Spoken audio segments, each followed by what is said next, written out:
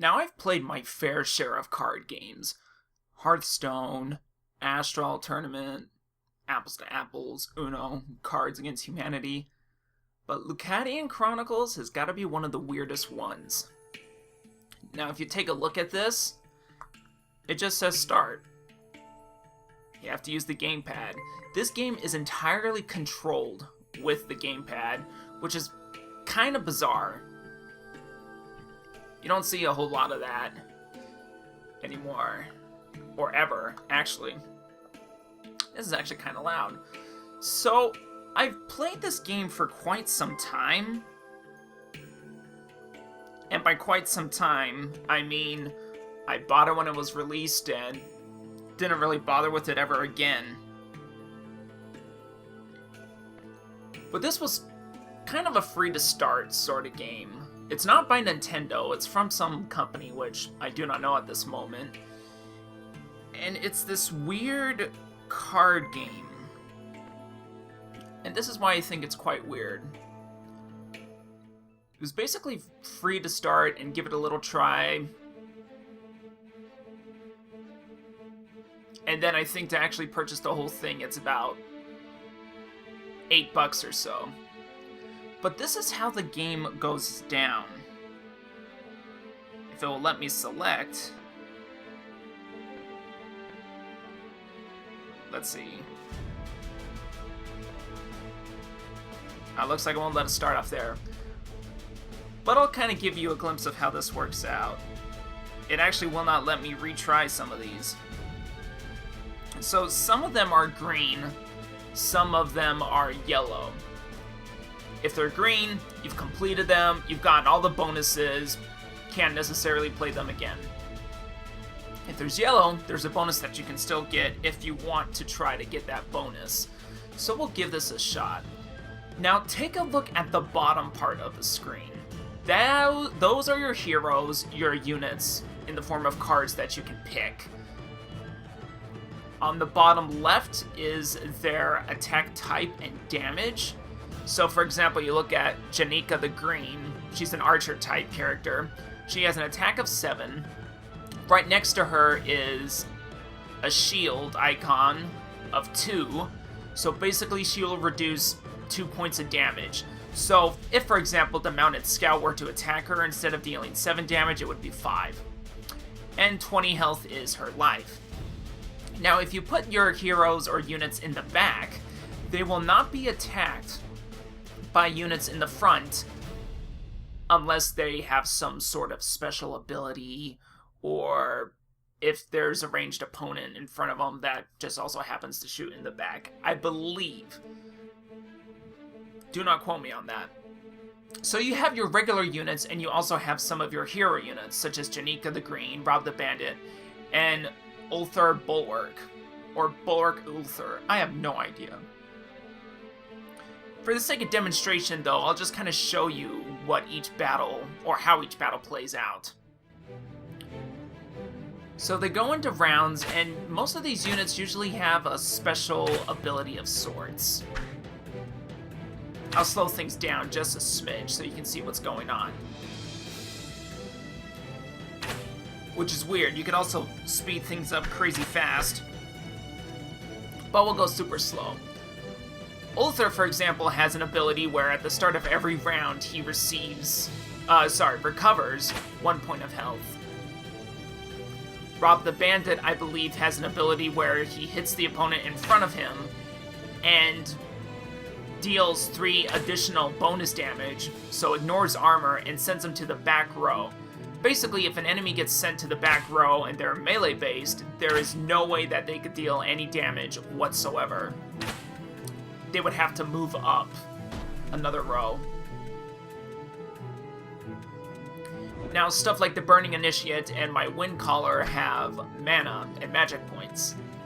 For the Wind Caller, for example, they get 5 mana points each round, and they can heal, or at least the Wind Caller can, special ability can heal for the amount of their magic points.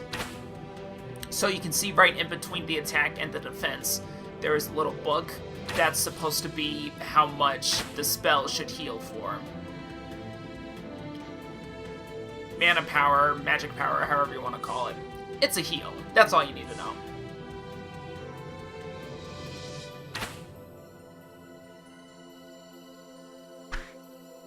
And it looks like I was incorrect when I was saying that back rows units can hit other back row units. They only can do that, I believe, if they do have some special ability.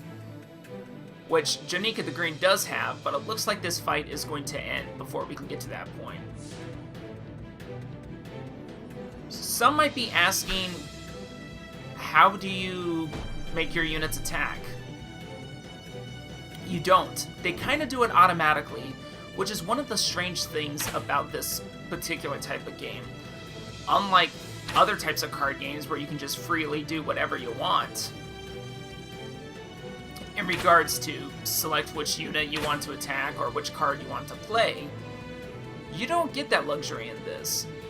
Everything is done automatically, and I don't know how order is determined. I haven't necessarily dug too deep into this. Although some people have, I haven't.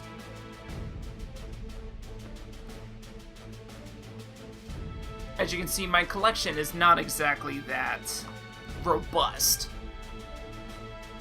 You buy card packs with coins, and the way you get those coins is by doing regular battles and whatnot. If you complete a bonus objective, you'll get some bonus coins. You also have the ability to evolve some of your units to make them stronger.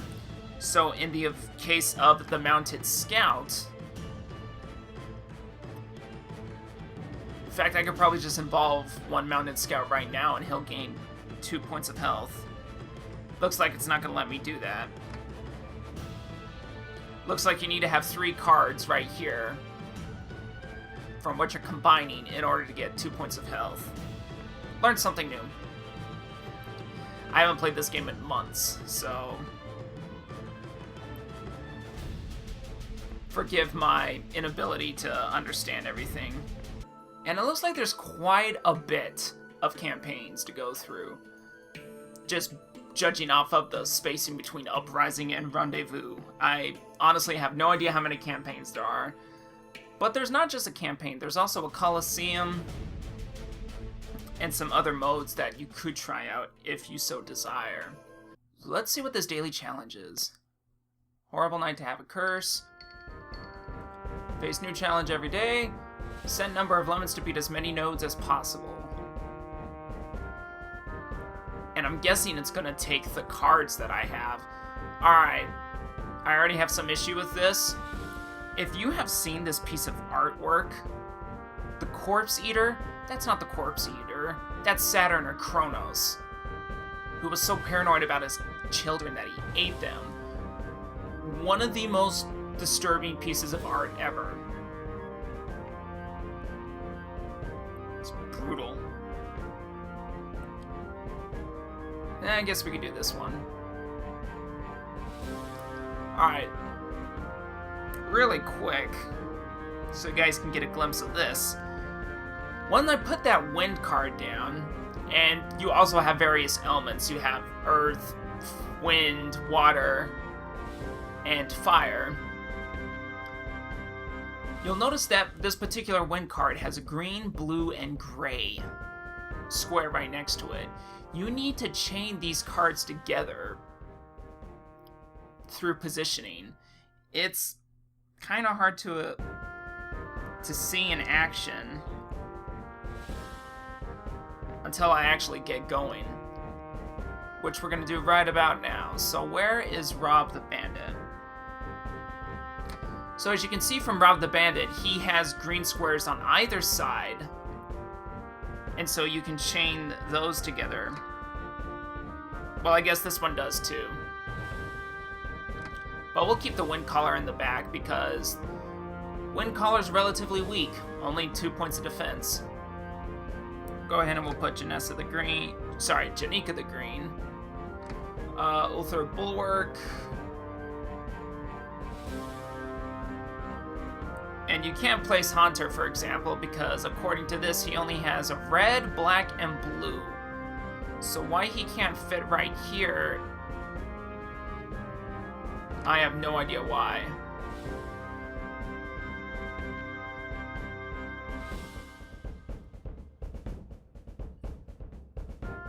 Oh well. Let's look at the placement again. Hunter's pretty strong.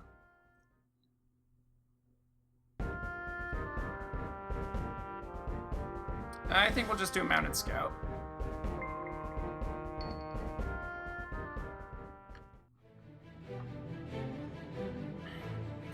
And let's just speed this up for the sake of time.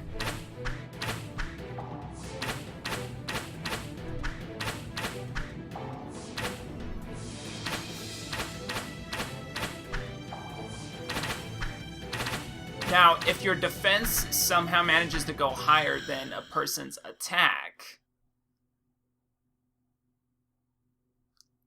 least amount of damage that you can deal is 1. It's not like you get to nullify damage completely. So we won. We got some gold. I don't think we'll be able to clear out all 3 nodes, but we can try. Yeah, this is going to be a loss. Ugh. Run out of moves for this challenge. So that's a Coliseum. You can also do some online stuff, but eh. And you could also... What the heck is this? Oh. And there's some other stuff in this game that I have exactly no idea what to do. But that's Lucadian Chronicles. It's a weird card game where the only real control you have with your cards is placement and which ones you want to evolve. Other than that, everything is practically handled for you. For better, for worse.